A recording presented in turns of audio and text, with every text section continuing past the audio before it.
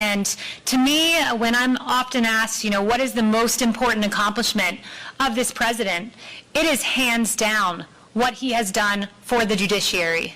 It is hands down the fact that we have freedom-loving justices and judges across this country for many purposes to protect our liberties, one among them that is central to the element of our founding documents, and that is life. And we can thank President Donald Trump for that. And I can tell you, as a new mom, I have a 1-year-old. She just turned 1 on November 22nd of this year. This issue, which I've been passionate about from a young age, pro-life, has become real to me. And I will never forget the day I found out I was pregnant. I did a C-SPAN interview, and I walked away, and I went home to my apartment. I was working at the Trump campaign at the time, and I found out I was pregnant, and I told my husband over FaceTime, because that's how we've had to do things over the last 4 years. And it was an exciting moment. He was pretty shocked and excited, nevertheless. And I spent my time at the Trump campaign, being pregnant while also traveling the country. And I'll never forget having that first ultrasound, which my husband got to be a part of. We don't always get to go together to things, but he was there for that.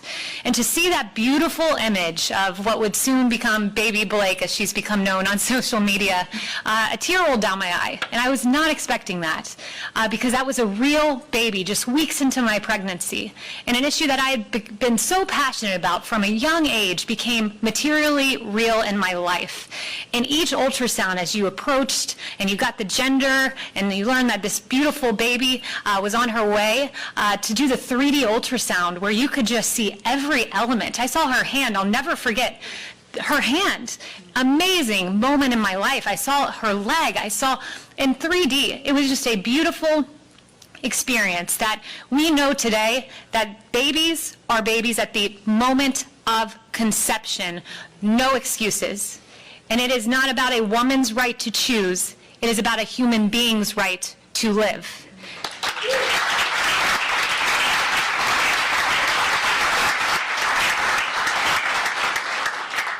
And I'll tell you, my daughter, she's so beautiful. I'll never forget how accommodating this president has been from the very beginning. Baby Blake, after she was born, went to Iowa with me. This was when I was on the campaign in New Hampshire and South Carolina and North Carolina.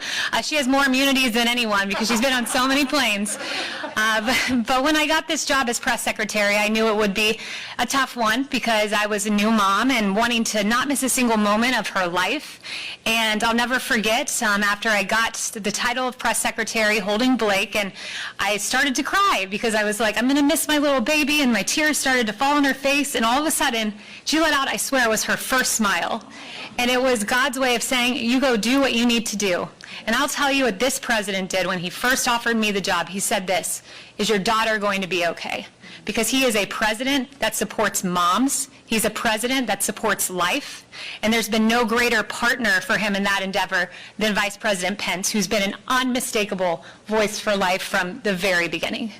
So I want to thank you for being here, and thank you for all that you do, because it's your work that enables this to happen. And appreciate it. I mean, just the other day I went to go find pro-life Bible verses. I Google it. Focus on the Family pops up, has like 23. So you guys make our task very easy. So thank you so much for all that you do.